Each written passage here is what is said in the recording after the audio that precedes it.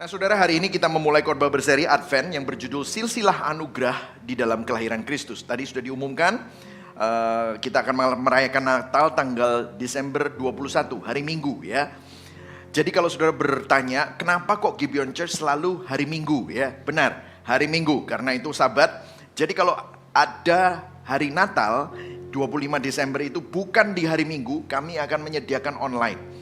Jadi kami hanya melakukan kebaktian di luar hari Minggu, itu adalah Jumat Agung. Ya, mungkin tahun depan kenaikan Tuhan Yesus Kristus. Hanya itu saja. Kenapa? Mungkin saudara bertanya, pastor saya itu kalau ke gereja, itu kalau nggak ke gereja hari Natal tuh nggak afdol. Saya mengizinkan saudara dan malah mendorong saudara untuk bisa ke gereja lain. Ya saudara ya. Untuk saudara bisa merasakan juga nuansa-nuansa di tempat ibadah yang lain, it's okay. Karena saya ingin supaya saudara juga melihat keindahan dari tubuh Kristus. Dan kita mau stick hanya hari Minggu saja, oke? Nah, hari ini kita akan memulai dengan menikah dengan dua anak Yehuda sebelumnya. Yang pertama adalah Er, tapi kemudian Er ini mati. Kemudian yang kedua adalah Onan, juga mati. Alkitab tidak menunjukkan kenapa mereka mati, tetapi dibilang mereka jahat. Dan Tuhan mengambil hidup mereka. Jadi ini menunjukkan bahwa bukan Tuhan yang jahat, tapi dua suami dari Tamar itu sudah meninggal karena dihukum Tuhan. Nah akhirnya ceritanya adalah Yehuda ngomongnya akan memelihara Tamar. Nanti kita akan belajar. Nah, we pick up the story ayat 11, oke saudara? Dari ayat 11 ini kita baca bersama-sama, kemudian kita akan membacanya bergantian, oke? Kejadian 38 ayat 11, kita sama-sama baca. 3, 2, 1. Lalu berkatalah Yehuda kepada Tamar menantunya itu, tinggallah sebagai janda di rumah ayahmu sampai anakku Shelah itu besar. Sebab pikirnya jangan-jangan ia mati seperti kedua kakaknya itu. Maka pergilah Tamar dan tinggal di rumah ayahnya. Setelah beberapa lama matilah anak Shua, istri Yehuda. Jadi istri Yehuda meninggal. Habis berkabung pergilah Yehuda ke Timna kepada orang-orang yang menggunting bulu domba-dombanya bersama dengan Hira sahabatnya orang Adulam itu. Ayat 13 semuanya.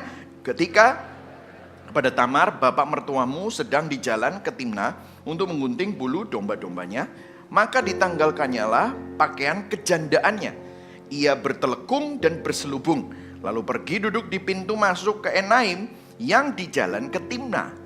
Karena dilihatnya bahwa Shelah telah menjadi besar dan dia tidak diberikan juga kepada Shelah itu untuk menjadi istrinya. Ayat 15 baca sama-sama. Ketika Yehuda melihat dia, disangkanyalah dia seorang perempuan sundal karena ia menutupi mukanya. Lalu berpalinglah Yehuda mendapatkan perempuan yang di pinggir jalan itu serta berkata, marilah aku mau menghampiri engkau. Kalau Alkitab menghampiri engkau itu artinya tidur ya saudara ya. Sebab ia tidak tahu bahwa perempuan itu menantunya. Tanya perempuan itu, apakah yang akan kau berikan kepadaku jika engkau menghampiri aku? Ayat 17 baca sama-sama. Jawabnya, seekor anak kambing dari kambing dombaku. Kata perempuan itu, asal engkau memberikan tanggungannya sampai engkau mengirimkannya kepadaku. Ayat 18 tanyanya, ya ini yang bertanya Yehuda. Apakah tanggungan yang harus kuberikan kepadamu? Jawab perempuan itu, cap materaimu serta kalungmu dan tongkat yang ada di tanganmu itu. Lalu diberikannya lah semuanya itu kepadanya.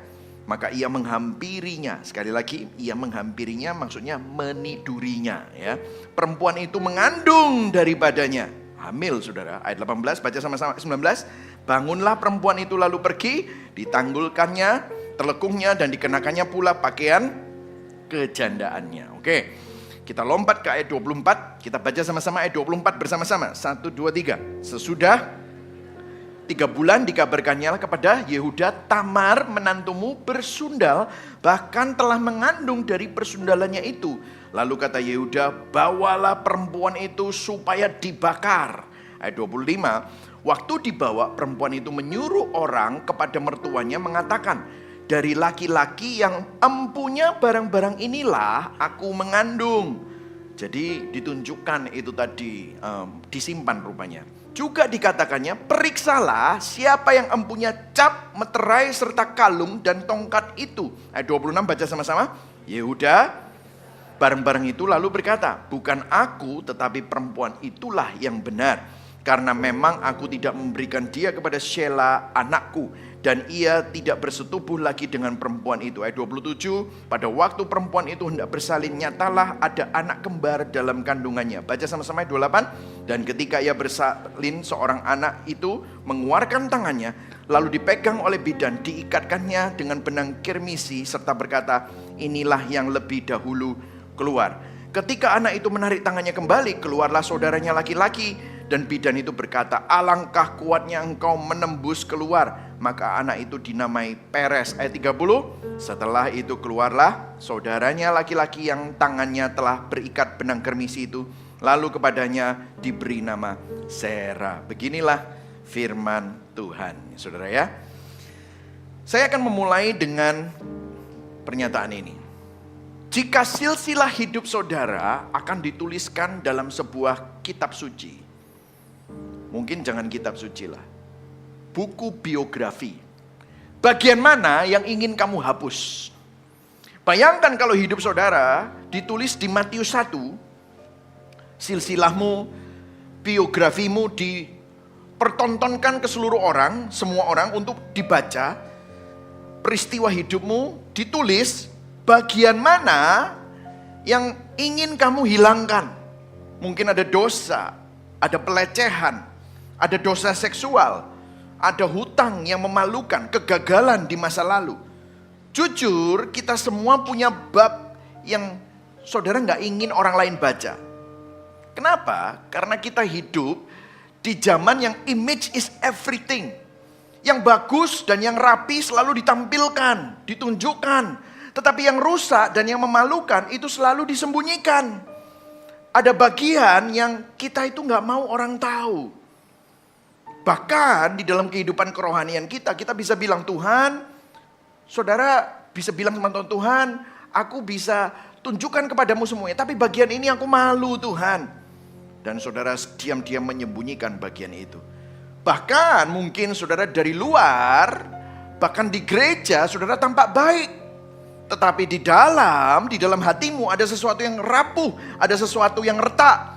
Dan saudara kalau mau jujur, di rumah saudara bisa jadi orang yang berbeda dengan saudara yang ada di gereja. Di gereja saudara bisa gandengan, senyum-senyum, tetapi di rumah ternyata saudara dingin. Ternyata di rumah saudara punya pernikahan yang disfungsional. Saudara di luar kelihatannya bisa pelayanan, kelihatannya bisa tampak rohani, tetapi ternyata saudara memiliki pergumulan pornografi. Atau mungkin kecanduan yang saudara simpan sendiri. Mungkin saudara pernah berselingkuh, mungkin pernah aborsi, saudara punya konflik keluarga. Sehingga itu membawa sebuah aib, rasa malu dalam hidupmu. Nah saudara, kalau saudara kembali kepada Alkitab, perjanjian baru tidak dimulai dengan lagu Natal yang indah. Kalau saudara baca Matius 1 penuh dengan orang-orang yang penuh dengan aib. Banyak masalah, banyak hal-hal, kisah-kisah yang memalukan, terutama keempat perempuan ini. Tamar, Ruth, Bathsheba, Maria, 4 perempuan, ada 4 luka, ada 4 anugerah.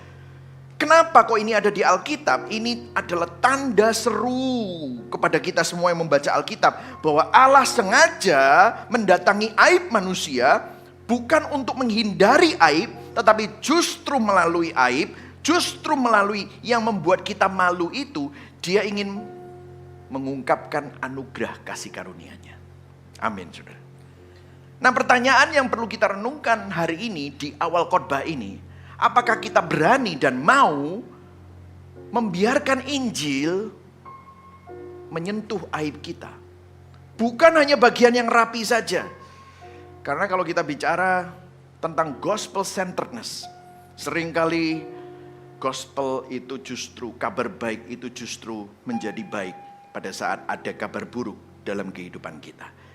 Nah saudara, sebelum kita masuk ke dalam eksposisi kita, kalau kita baca Alkitab, kita sering menggunakan asumsi presupposisi modern dalam membaca Alkitab. Saudara, kalau kita baca Alkitab, sebagian besar berpikir begini, Alkitab itu ceritanya adalah, isinya adalah cerita-cerita heroik, kisah-kisah mulia, penuh teladan untuk kita tiru supaya kita hidup diberkati Tuhan. Makanya bahkan di sekolah minggu pun, ya kita nggak seperti itu ya di sini ya. Tetapi di dalam sekolah minggu pun kita tuh mengajarkan anak-anak, oh jadilah seperti Musa ya, gagah berani menghadap Firaun. Tapi kalau dia bunuh, jangan ditiru gitu ya. Kan membingungkan untuk anak-anak gitu ya. Oh jadilah seperti Daud yang suka menyembah Tuhan. Tapi kalau selingkuh jangan ditiru gitu ya. Jadi kita berpikir bahwa Alkitab itu penuh dengan cerita-cerita heroik. Tapi kalau saudara baca Kejadian 38 barusan ini mengenai Tamar, Yehuda, Onan itu ya. Kalau saudara baca, ini bukan cerita teladan moral. Tetapi ini cerita yang sangat rusak saudara. Ini bukan cerita hiduplah baik supaya Tuhan memberkati. Tidak, ini manusia gagal total. Tetapi justru dalam kegagalan mereka, anugerah Allah menerobos masuk. Jadi kita bisa melihat di sini bahwa fokus Alkitab bukan untuk kesempurnaan manusia dan tokohnya. Tapi Alkitab sangat jujur akan keberdosaan tokoh-tokohnya. Tetapi kesempurnaan kuasa Allah, kasih karunia Allah yang tetap melaksanakan rencananya bagi manusia yang bobrok dan berdosa. Rencana Allah tetap sempurna. Yang setuju katakan amin. Jadi kalau saudara lihat kisah Tamar adalah kisah yang penuh dengan aib. Tetapi disitulah Tuhan berkarya di balik semuanya. Jadi poin saya ada 3. Yang pertama adalah Tuhan menyingkapkan ketidakadilan di balik aib Tamar.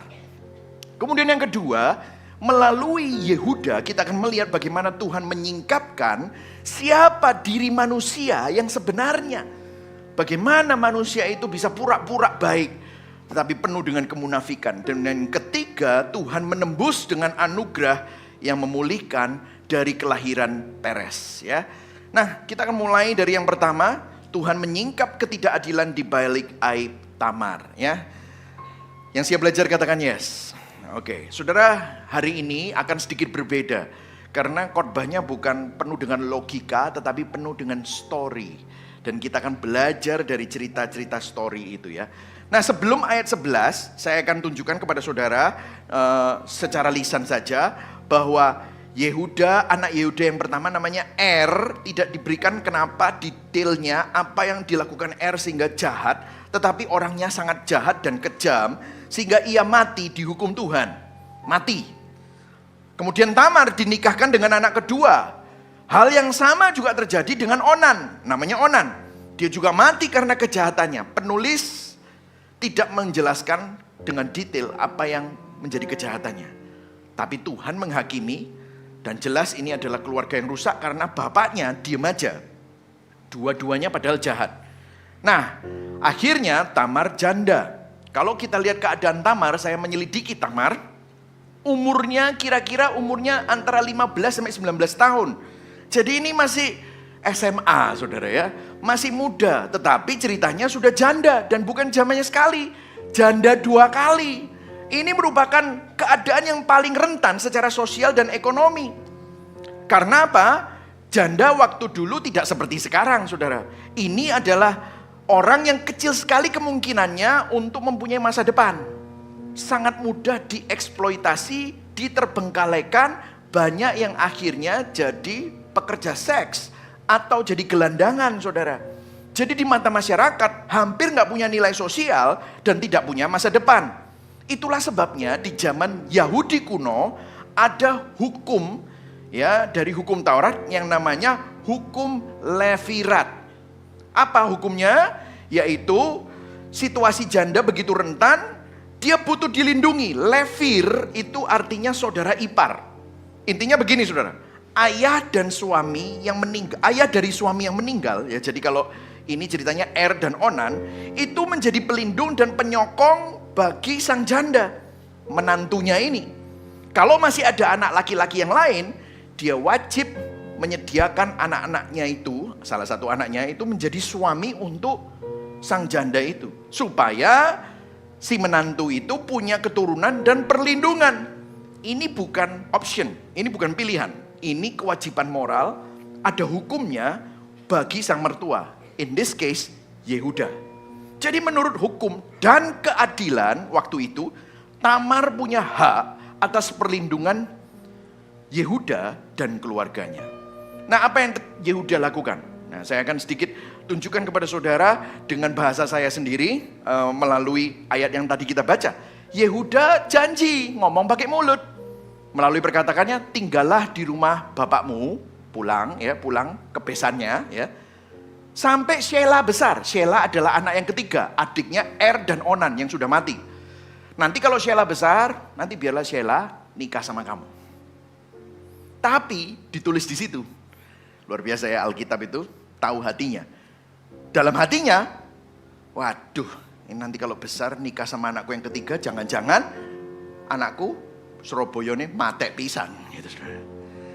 Seperti kedua kakaknya. Karena begini, menurut Yehuda mungkin ya ada banyak sekali kemungkinannya Tamar ini pembawa sial buat keluarga. Ya kan? Bacanya enggak cocok ini gitu. Primbonnya kurang pas ini gitu kan ya. Kalau anakku nanti yang ketiga itu nikah sama dia, nanti dia mati juga.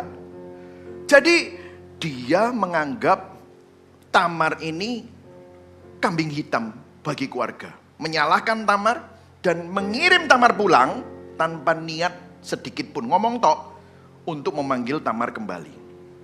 Nah, ceritanya Shelah jadi besar, jadi dewasa. Tamar tahu, Tamar tidak pernah dipanggil. Tamar merasa terbengkalai. Wah, disinilah dia mengejar keadilan. Tamar menyadari ada ketidakadilan. Janji Yehuda tidak ditepati, padahal Shelah udah dewasa. Itu kira-kira sudah mungkin 1 dekade kemudian. Tamar membuat rencana yang nekat. Karena ya Yehuda tidak pernah berniat menepati janjinya. Seru ya saudara ceritanya ya. Ini kayak baca novel gitu saudara ya. Nggak kalah dengan film-film drama Netflix gitu saudara ya. Nah ayat 14... Tamar membuat rencana yang nekat, dia menanggalkan pakaian jandanya, rupanya dulu ada pakaian janda, jadi dalam bahasa ini pakaian kejandaannya ditinggalkan, dia mengenakan cadar dan menyamar, telekung dan berselubung. Kalau saya baca beberapa itu, telekung dan selubungnya itu adalah pakaian untuk jual diri, saudara. Dia duduk di pintu masuk di Enaim, di jalan ke Timna. Jadi Tamar menyamar jadi pelacur, saudara. Nah, apa yang terjadi dengan Yehuda? Yehuda baru berkabung, ditinggal istrinya. Sesuatu yang rentan juga. Dasar Yehuda, nah disinilah dia sendirian. Dia lewat situ, dia lihat seorang wanita jual diri, dikira Tamar pelacur.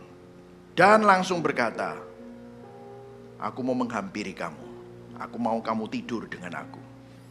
Si Tamar tanya, emang kamu mau ngasih aku apa? Gitu. Yehuda janji, tak kasih anak kambing. Gimana aku tahu kalau kamu ngomong beneran? Tamar minta jaminan. Jaminannya dikasih. Materai, kalung, dan tongkat. Biasanya materai itu seperti stempel pribadi seorang pria kaya. Bisa dibilang seperti dompet dan tanda tangan legal zaman itu.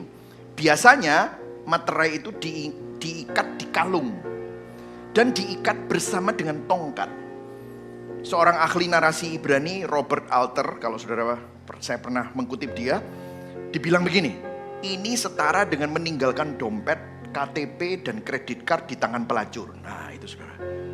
Nggak tahu kenapa saking nafsunya mungkin saudara. Ini ceritanya Yehuda. Dan Yehuda tidur dengan Tamar lalu pergi.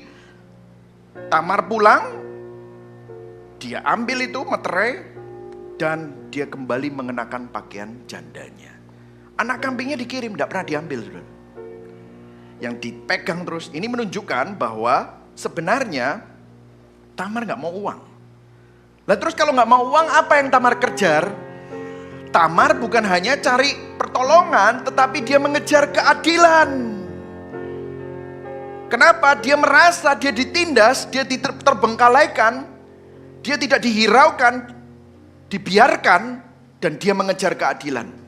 Dan dia memanfaatkan kelemahan dan standar ganda Yehuda untuk melawan Yehuda sendiri. Yehuda bebas cari pelacur kapan saja dia mau, tetapi terhadap Tamar, dia menuntut standar kesucian total, bahkan menjadikan Tamar janda seumur hidup. Ini double standar yang sangat kejam. Jadi Tamar memperjuangkan, ini bukan balas dendam, tetapi memperjuangkan haknya sebagai orang yang butuh dilindungi. Hukum Levirat, hak untuk dilindungi, diberi masa depan dan tidak diterlentarkan. Jadi ini bukan soal emosi atau balas dendam, tetapi soal keadilan, saudara. Nah mungkin saya mau stop dulu di sini. Apa yang bisa kita pelajari di sini? Saudara, begini saudara. Kalau saudara lihat ayat-ayat di Alkitab, Allah adalah pembela para, bukan saya bilang janda saja, tetapi orang-orang yang terbuang. Orang-orang yang helpless, tidak bisa menolong dirinya sendiri. Allah pembela para janda, yatim piatu, dan orang-orang terasingkan. Seluruh Alkitab, terutama Perjanjian Lama, sangat peduli dengan orang-orang seperti ini. Saya bacakan Mazmur 146. Saya nggak ada di sini, tapi saya tulis di sana. Saya bacakan buat saudara. Tuhan menegakkan keadilan bagi orang yang diperas, memberi roti kepada orang-orang yang lapar. Dia menjaga orang-orang terasing, menopang anak yatim piatu dan para janda. Mazmur 68. Bapa Allah adalah bapa bagi anak yatim piatu dan pelindung para janda. Yesaya 1 ayat 17. Belajarlah berbuat baik, usahakanlah keadilan, kendalikan orang kejam, belalah hak anak yatim piatu, perjuangkanlah perkara para janda. Jadi saudara bisa melihat bahwa Alkitab menunjukkan bahwa Allah itu peduli orang yang sedang mengalami hal-hal yang gak nyaman dan mungkin keadaan mereka sedang mengenaskan. Tuhan gak bilang kamu pelit, Tuhan gak bilang kamu gak murah hati, tapi Tuhan bilang kamu melakukan kejahatan karena kamu sedang melakukan ketidakadilan. Karena kalau kamu diberkati karena anugerah Tuhan, maka seharusnya kita karena anugerah kita bisa berbagi kepada mereka. Nah kalau di zaman Alkitab, orang yang privilege itu punya keluarga, punya suami, punya anak, punya tanah. Di hari ini mungkin bukan seperti itu. Saudara punya pekerjaan, punya pendidikan, saudara punya akses, bisa sekolah luar negeri, bisa sekolah universitas. Dan kalau kita yang namanya privilege ini hidup untuk diri kita sendiri, maka kita sedang melakukan ketidakadilan. Padahal ada begitu banyak orang yang tumbuh tanpa modal. Mereka gak punya akses seperti kita yang punya privilege. Mereka adalah orang-orang yang mirip dengan janda dan orang-orang terasingkan di Perjanjian Lama. Itulah sebabnya Alkitab selalu membutuhkan, mengatakan perjuangkan keadilan, pikirkan mereka. Makanya ada pelayanan diakonia. Makanya di Gibeon Church ada pelayanan diakonia, ada justice and mercy. Kenapa kok kita pergi ke tempat-tempat di mana orang marginal nggak mau ke sana? Banyak orang nggak mau ke sana, tapi kita mau ke sana. Kita buat rumah singgah, kita pikirkan anak-anak yang terabaikan. Kenapa? Karena mereka adalah orang-orang yang dikasihi Tuhan. Amin. Dan Alkitab menghardik kita kalau kita yang privilege ini, yang diberkati ini, hidupnya hanya untuk diri sendiri, kenyamanan dan luxury, tapi kita tidak melakukan apa-apa untuk mereka. Alkitab gak ngomong kamu pelit, enggak. Tapi di Alkitab kamu melakukan kejahatan karena kamu melakukan ketidakadilan. Jadi kita perlu renungkan saudara. Saudara, saya bersyukur kita memiliki gedung yang luar biasa. Kita bisa ibadah di tempat yang enak. Tetapi kadang-kadang gereja bisa menjadi tempat yang sangat konsumerisme. Aku dapat apa? Aku, semuanya tentang aku. Coba saudara berpikir, maukah saudara bisa menjadi saluran berkat bagi orang-orang yang membutuhkan? Saudara mulai berpikir, apa yang aku bisa lakukan ya untuk meningkatkan, untuk menjadi orang-orang yang memperjuangkan keadilan bagi pegawaiku, bagi orang-orang di sekitarku. Wah, nanti kita dimanfaatkan. Berapa kali kita juga memanfaatkan Tuhan? Betul saudara? Tapi saudara mendapatkan kasih karunia. Jadi kita perlu berpikir saudara.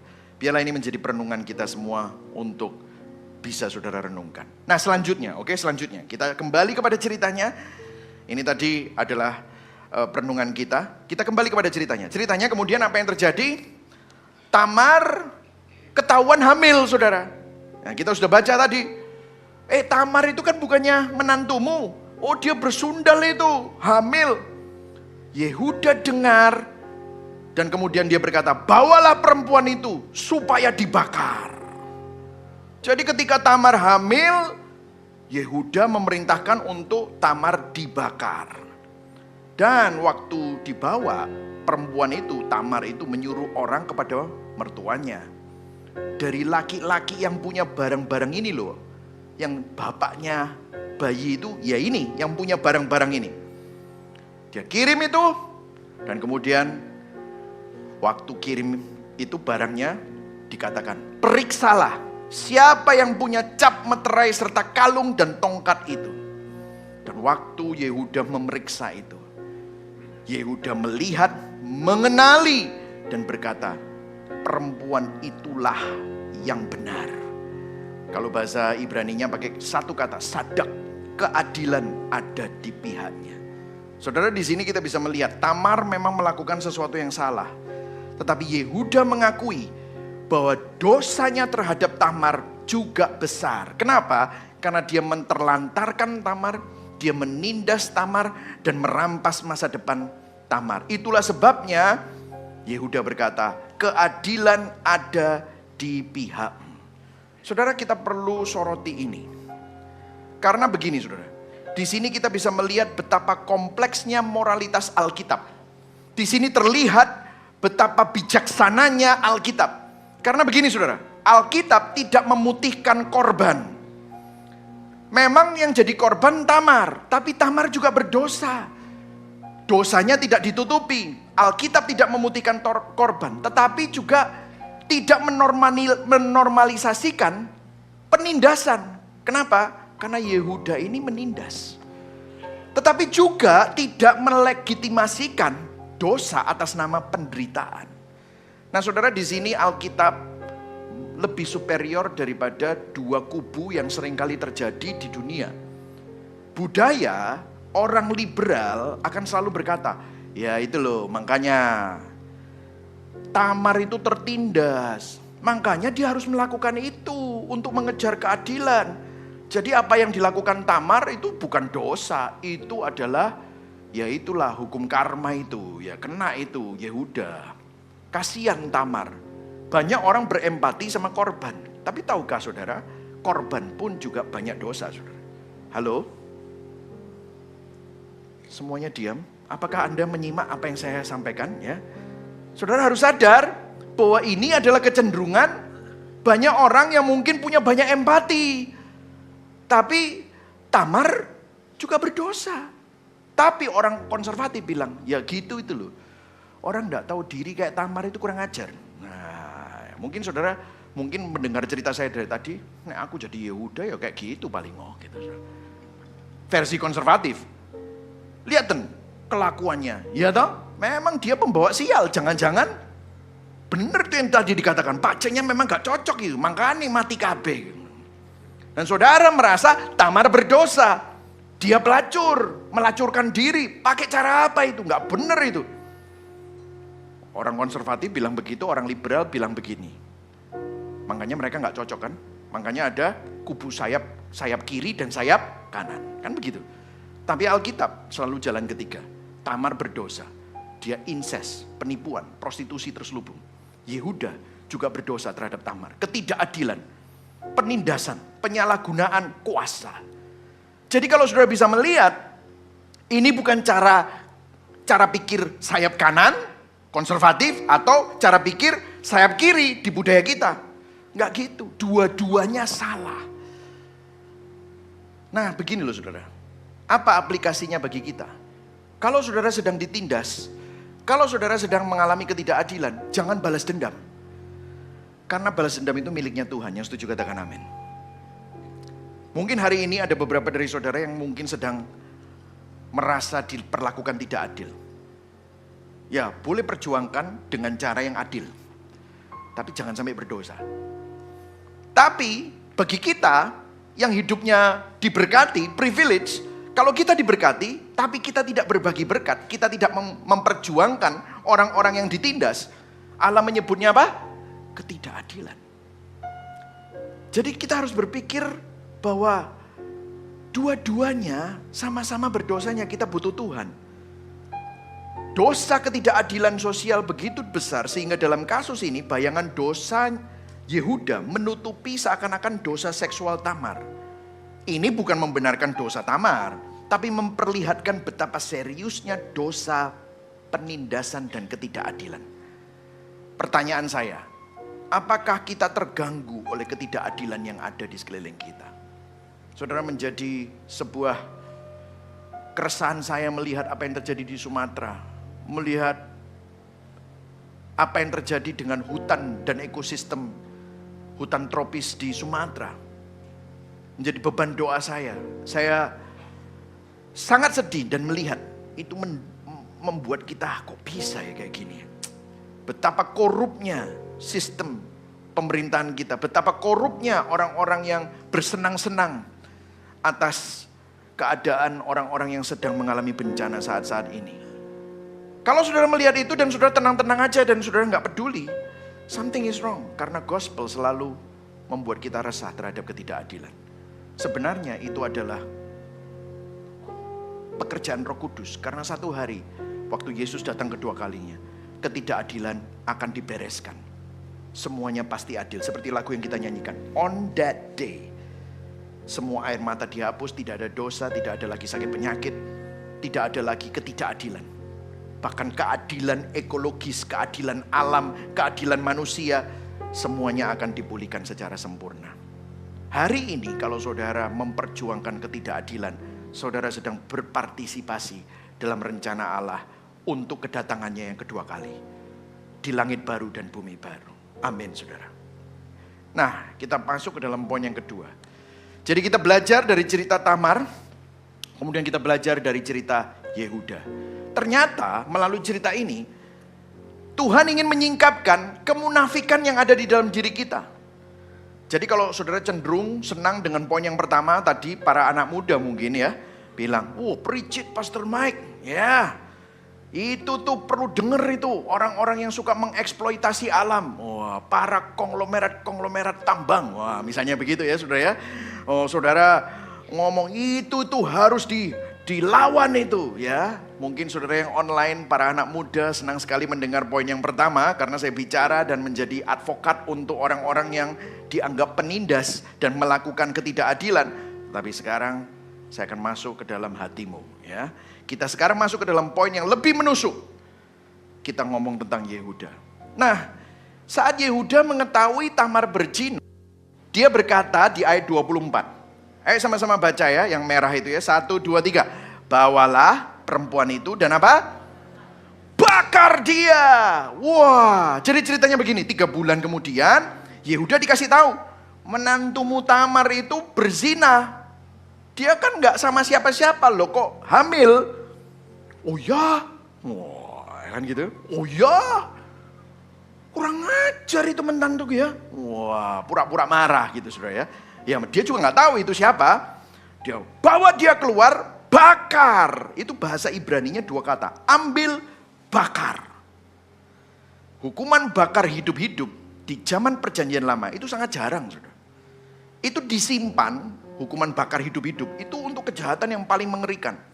Lah ini kenapa reaksi Yehuda berlebihan sekali, brutal dan sadis. Kenapa kok Yehuda ganas banget? Karena bertahun-tahun dia sudah menyimpan kebencian, prasangka buruk dan self-justification terhadap Tamar dalam hatinya. Dia bilang, tuh kan, memang ini pembawa masalah keluarga. Sudah pernah gregetan seperti itu sama orang? Sudah pernah gregetan gitu sama sepupumu? Sama menantumu? Pernah? Tuh kan? Atau anakmu sendiri? Nah di sini melalui cerita ini Alkitab ingin mengungkapkan sesuatu. Apa yang mau diungkapkan? Alkitab mengekspos mekanisme kemunafikan di dalam hati manusia, saudara. Manusia itu suka membenarkan diri sendiri, suka menyalahkan orang lain, suka cari kambing hitam. mudah melihat dosa orang lain, sulit untuk melihat dosa sendiri, membesar-besarkan dosa orang lain, mengecilkan dosanya sendiri. Yehuda selama ini membenarkan diri sendiri dengan mengatakan dalam hati bahwa Tamar adalah masalah keluarganya. Dan satu-satunya cara dia bisa lepas dari fakta bahwa anak-anaknya itu jahat. Anak-anaknya itu kalau bahasa Jawa ini blakrak kabeh, saudara. Makanya dia cari alasan. Dia nggak mau mengakui dia ayah yang gagal, papa yang gagal. Dia mengembangkan narasi di kepalanya, anakku jadi mati semua itu gara-gara Tamar. Dia yang bawa sial, dia sumber kerusakan. Dan waktu dia mendengar Tamar berzina, itu merasa dikonfirmasi seperti yang saya bilang tadi. Tuh kan, memang dari dulu dia itu memang begitu. Itulah sebabnya dia bisa begitu kejam dan merasa benar sendiri. Nah saudara, mungkin saudara bilang, parah ya Yehuda. Tahukah saudara ini bukan soal Yehuda, tapi firman Tuhan menjadi cermin bagi kita. Bukankah itu cermin bagi hati kita semua? Setiap manusia punya mekanisme membela diri, membenarkan diri sendiri, selalu cari kambing hitam. Siapa yang salah? Berapa banyak saudara punya kecenderungan seperti itu? Atau hanya saya saja? Begitu ada masalah, kita selalu cari, sopo salah sopo. Sehingga saudara mau menyalahkan dia, mengecilkan masalah kita sendiri, mengecilkan kesalahan kita sendiri, memperbesar kesalahan orang lain. Dan saudara tahu ini menyeret kita ke dalam kebohongan yang makin gelap. Coba renungkan. Coba mau jujur.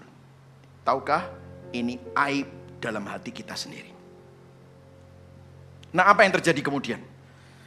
Waktu dibawa, baca sama-sama ya ayat 25, 3, 2, 1. Waktu dibawa, perempuan itu menyuruh apa? Orang kepada mertuanya mengatakan dari laki-laki yang mempunyai barang-barang inilah aku mengandung. Juga dikatakannya, ayo baca sama-sama. Periksalah siapa yang mempunyai cap meterai serta kalung dan tongkat ini. Nah bahasa periksalah itu hahkerna. Hahkerna itu kenalilah. Akuilah ini punyanya siapa. Jadi Tamar ngasih barang-barang ini kepada Yehuda. Tuhan memakai pertanyaan Tamar untuk menegur Yehuda. Dan pada waktu Yehuda hahkerna memeriksa itu, seakan-akan Tuhan ngomong begini sama Yehuda. Yehuda, kamu kenal gak sama dosamu? Kamu kenal gak sama kemunafikanmu? Kamu kenal gak sama hawa nafsu yang waktu itu kamu gak sabar untuk meniduri dia? Kamu kenal gak dengan dosa ketidakadilanmu? Kamu kenal gak sama kebencianmu yang sampai ingin membakar dia hidup-hidup? Apakah engkau sadar apa yang engkau lakukan? Dan kenapa hatimu begitu busuk? Dan saudara tahu, Alkitab mencatat Yehuda mengaku. Dia hahkerna. Disinilah terjadi spiritual awakening. Di Kejadian 38 ayat 26, Yehuda memeriksa, pada waktu dia memeriksa bahasa Ibraninya adalah wayaker. Acknowledge, dia mengenali, oh no, ini aku, ternyata aku yang jadi bapaknya. Dia sadar ternyata Alkitab mencatat ada suatu kesadaran eksistensial. Aku ini orang berdosa. Selama ini aku menipu diriku. Selama ini aku munafik. Ternyata aku gak lebih baik dari Tamar. Malah aku lebih parah dari Tamar. Aku punya hati yang begitu bobrok. Dan di titik ini banyak para pakar Alkitab Perjanjian Lama setuju bahwa Yehuda mengalami pertobatan. Ada beberapa yang mengatakan bahwa Yehuda mengalami kebangunan rohani. Dia berkata, bukan aku, tapi perempuan itu yang benar. Padahal dia juga berdosa, Tamar juga berdosa. Tapi dia bilang, aku lebih berdosa dari dia. Sadar dia. Saudara, disinilah Yehuda mengalami kebangunan rohani. Tahukah saudara, kebangunan rohani terjadi ketika kita sadar bahwa kita tidak lebih baik, bahkan bisa lebih buruk dari orang yang selama ini kita hakimi, Yehuda dipojokkan Tuhan untuk melihat kebusukan hatinya, kebobrokan hatinya, keberdosaan hatinya. Saya mau bicara sama Anda semua yang mungkin punya kecenderungan jadi orang konservatif. Orang yang rapi, moral, taat aturan. Anda gak suka orang liberal. Anda bilang orang liberal itu liar, orang gak beragama. Mungkin Anda gak suka sama orang yang terlalu bebas. Mungkin Anda terganggu kalau ada yang khotbah pakai jeans. Mungkin Anda terganggu sama ibu gembala yang mimpin pujian terus ada tatonya di sini. Misalnya gitu, saudara. Saudara tahu kebangunan rohani itu Anda melihat ternyata aku sombong rohani ya. Ada perasaan benar sendiri ya. Dan itu membuat Anda sadar bahwa Anda munafik. Anda sama busuknya dengan orang-orang yang Anda anggap liberal, yang Anda anggap progresif, yang Anda anggap sesat. Saudara bilang, oh itu sesat, itu sesat. Tapi hatimu juga penuh dengan kebobrokan. Dan kalau Anda sadar itu, oh ya Tuhan, aku kok gitu jahat ya, mulutku kok begitu ya. Di situ adalah awal saudara mengalami kebangunan rohani. Jadi kebangunan rohani itu bukan saudara datang ke KKR, terus saudara respon. Kebangunan rohani itu ada sesuatu yang terjadi di dalam hatimu. Ternyata kamu sadar kamu pendosa. Saya juga mau ngomong sama orang-orang yang liberal. Anda gak suka sama orang-orang yang baru saja saya deskripsikan. Kaku. Orang Farisi. Nah, ya kan? Itu orang-orang cenderung agamawi. Kebangunan rohani terjadi ketika Anda yang punya kecenderungan seperti itu, Anda menyadari bahwa ternyata Anda sama bobroknya, sama sempitnya, sama menghakiminya. Anda merasa superior, Anda merasa lebih baik dengan Anda, dengan kritikan-kritikanmu terhadap orang Farisi itu. Anda merasa bahwa Anda lebih hebat daripada orang-orang legalis dan orang-orang agamawi. Jadi sebenarnya ini bukan pemikiran kiri atau pemikiran kanan. Ini pemikiran Alkitab. Dan ini yang terjadi pada Yehuda.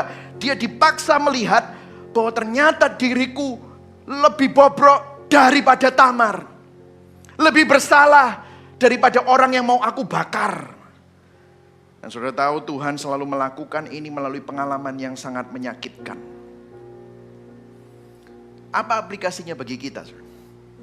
Pertanyaannya begini, di bagian mana Tuhan sedang expose kemunafikan kita dan menyingkapkan apa yang ada di dalam hatimu? Taunya dari mana? Seberapa sering kita menyalahkan orang lain, seberapa sering kita cari kambing hitam dan gak mau mengaku bahwa sebenarnya itu adalah dosa saudara sendiri, dosa saya sendiri. Hari ini Tuhan menyingkapkan bukan untuk menghukum, tetapi untuk memulihkan. Saudara, ada satu bagian di hidup saya yang saya dulu tidak pernah mau orang sentuh. Saya bisa khotbah, saya bisa melayani, saya bisa bangun program-program. Tapi ada titik di dalam hidup saya di mana Tuhan berkata seperti Tamar berkata kepada Yehuda.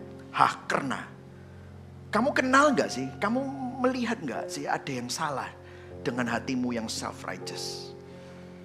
Saya selalu berpikir bahwa saya lebih baik terhadap orang lain. Saya lebih baik dari orang lain. Diam-diam saya mulai merasa superior. Saya pikir saya lebih hebat. Saya pikir saya lebih jago. Sebenarnya saya sedang seperti Yehuda. Lebih mudah melihat kesalahan orang lain daripada dosa saya sendiri. Sampai Tuhan membawa ke titik di mana saya harus berkata, iya Tuhan, aku banyak bobroknya. Aku memiliki aib dalam motivasiku, egoku, rasa ingin diakui. Disinilah justru pada waktu saya sadar akan keberdosaan saya jadi sadar saya butuh Tuhan lebih dari sebelumnya. Di situ saya bisa sadar bahwa saya butuh kasih karunia lebih daripada yang saya kira. Itu adalah momen yang gak nyaman. Momen yang sakit karena saya harus mengakuinya. Tetapi momen itu adalah di mana kebusukan hati saya diekspos.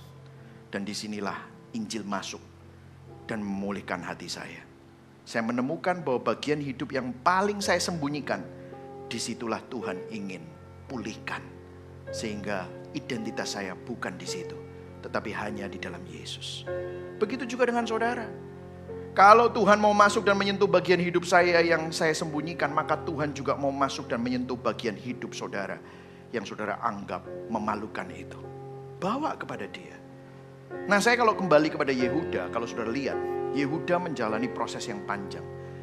Kita baca Kejadian 38 di mana dosa Yehuda diekspos oleh Tamar dengan sebuah kata-kata kecil, hahkerna, periksalah. Oh, ternyata materainya, kalungnya, tongkatnya dipakai untuk bayar pelacur.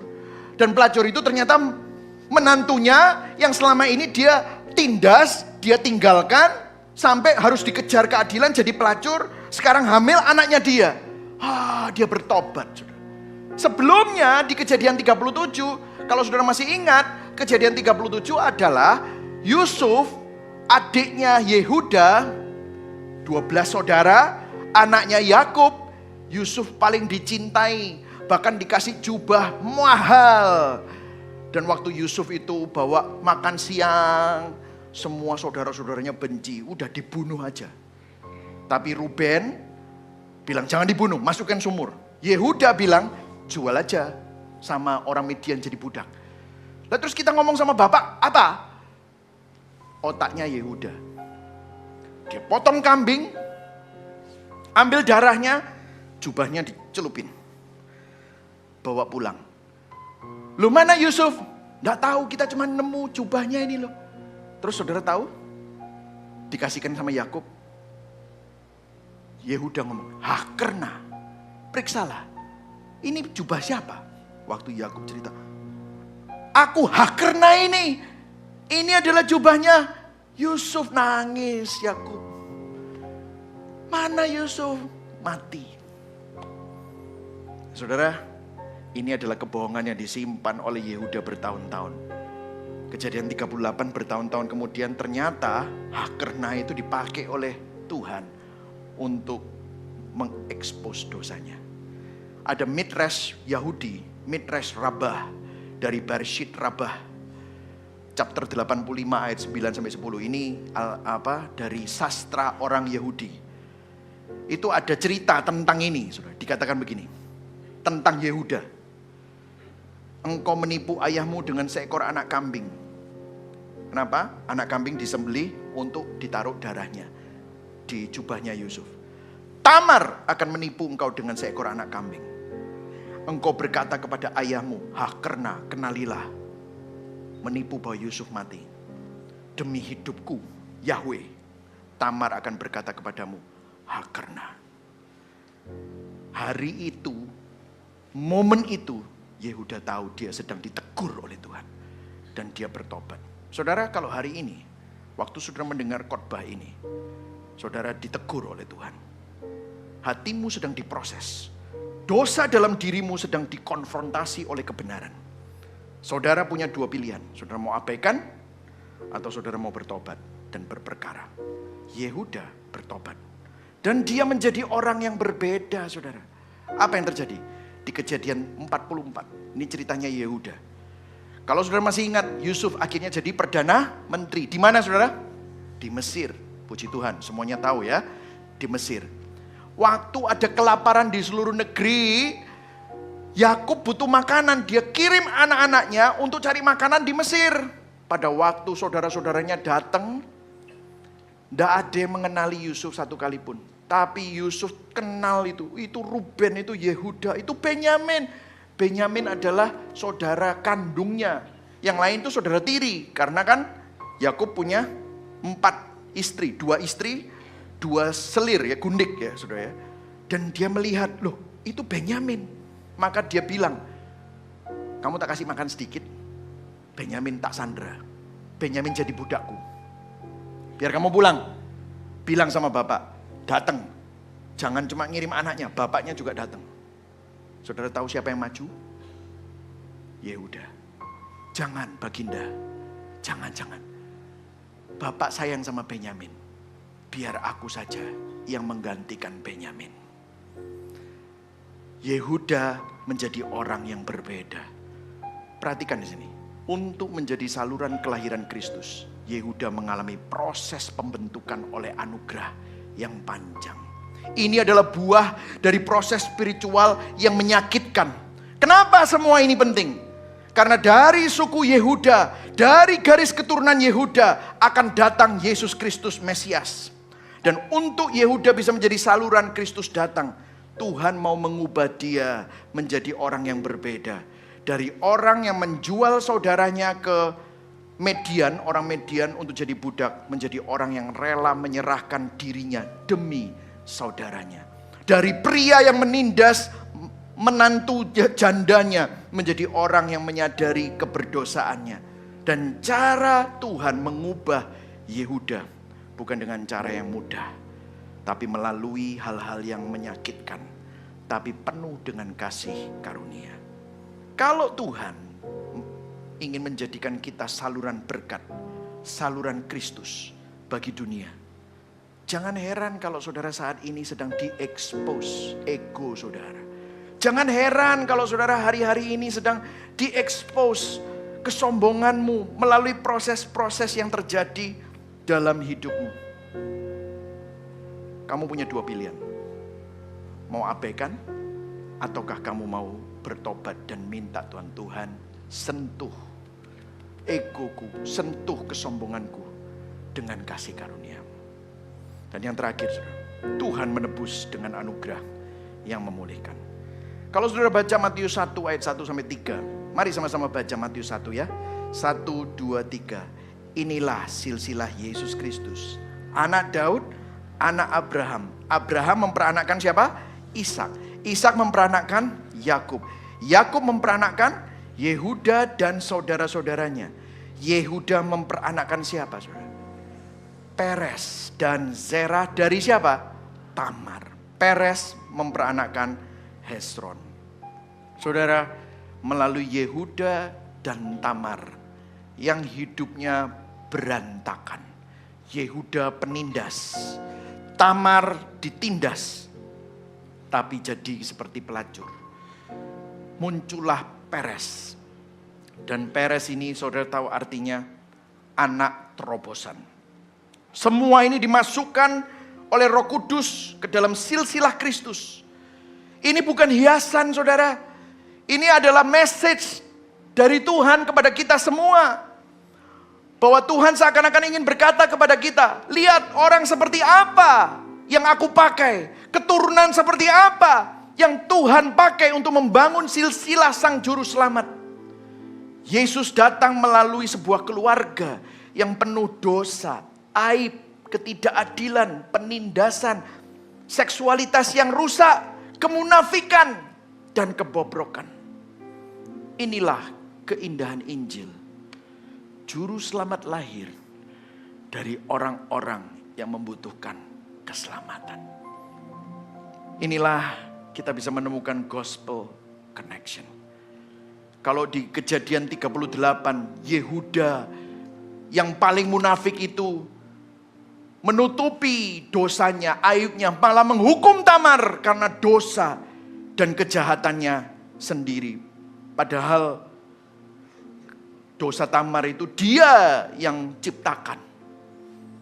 Tapi ada seseorang yang namanya Yesus Kristus. Yesus melakukan kebalikan dari apa yang dilakukan Yehuda. Disalib, Yesus benar-benar menanggung hukuman disalib. Karena dosa kita, bukan dosanya. Karena kejahatan kita, disalib Yesus dihukum untuk saudara dan saya. Kalau saudara tadi masih ingat, Tamar tidak jadi dibinasakan di dalam api, tidak jadi dibakar oleh api, tetapi hidupnya diselamatkan ketika Yehuda berkata, bukan aku yang benar, tapi perempuan itu yang benar. Dengan kalimat itu seakan-akan Yehuda pada satu level menutupi Tamar dengan pengakuannya, membenarkan Tamar dengan pengakuannya supaya Tamar dapat diselamatkan dari api. Tamar memang berdosa, tapi ditutupi, dibenarkan oleh Yehuda dengan pengakuannya. Masalahnya Yehuda orang berdosa, tetapi kita memiliki Yehuda yang sejati. Dia yang tidak mengenal dosa diperlakukan seperti orang berdosa. He who knew no sin menjadi dosa, became sin for us. untuk kita. Supaya kita yang berdosa dapat dibenarkan di dalam Allah melalui Yesus Kristus. Yesus Kristus adalah Yehuda yang sejati. Untuk kita yang penuh aib seperti Tamar. Untuk kita yang ditindas oleh dosa. Untuk kita yang dilecehkan oleh dosa kita sendiri. Yesus dilecehkan demi kita. Yesus dihina untuk kita. Yesus ditinggalkan, diperlakukan tidak adil, ditindas untuk kita. Kalau Yehuda menyelamatkan Tamar dengan kata-kata, Yesus menyelamatkan kita dengan lukanya dan darahnya.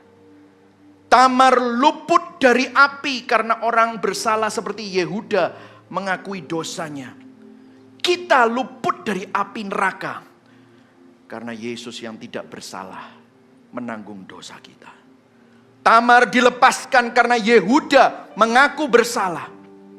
Kita dilepaskan karena Yesus dibuat bersalah bagi kita. Yehuda menyelamatkan Tamar dari api. Yesus menyelamatkan kita dari api penghakiman neraka yang kekal. Saudara, disinilah Advent menunjukkan arah penyelamatan dari aib kepada pemulihan, kepada Mesias. Melalui garis yang rusak, Kristus datang untuk menyelamatkan manusia yang rusak. Yang setuju berikan tepuk tangan buat Tuhan. Inilah kabar baik Tuhan. Amin. Apa artinya bagi saudara dan saya? Artinya begini saudara. Tidak ada bagian hidupmu yang terlalu rusak bagi Tuhan.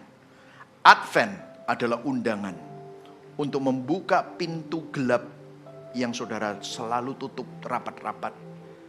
Untuk saudara bawa kepada Tuhan. Tuhan,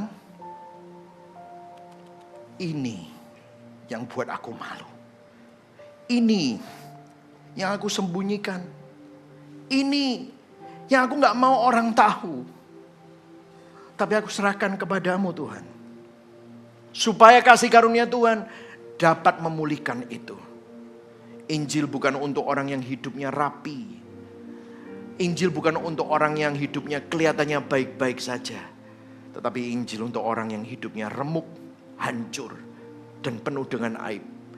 Dan hari ini Tuhan mau katakan kepada saudara, peluklah anugerah yang aku berikan itu. Bahkan di tengah aibmu. Kalau saudara ngerti ini, maka saudara pasti akan peduli sama ketidakadilan. Kalau saudara ngerti ini, saudara pasti akan mengenali begitu saudara mulai munafik, saudara akan mudah bertobat. Kalau saudara ngerti ini, saudara akan jadi breakthrough, peres, breakthrough bagi dunia yang penuh dengan kegelapan. Saudara jadi terang, saudara akan menjadi kesaksian. Reflektifnya saudara, bagian hidup mana yang paling saudara sembunyikan dari Tuhan dan manusia? Beranikah saudara berkata hari ini kepada Tuhan, Tuhan masuklah ke wilayah itu juga. Dalam hal apa saya seperti Yehuda, munafik, cepat lihat dosa orang lain, tapi gak mau bertobat terhadap kesalahanmu sendiri. Adakah bagian hidupmu di mana Tuhan sedang berkata, karena mau gak kamu kenali dosa kebobrokanmu? Di area mana saya membutuhkan breakthrough? Bukan breakthrough terobosan keuangan. Tapi apakah saya siap seperti Yehuda dibentuk Tuhan dan mengalami Tuhan dalam hidup kita semua?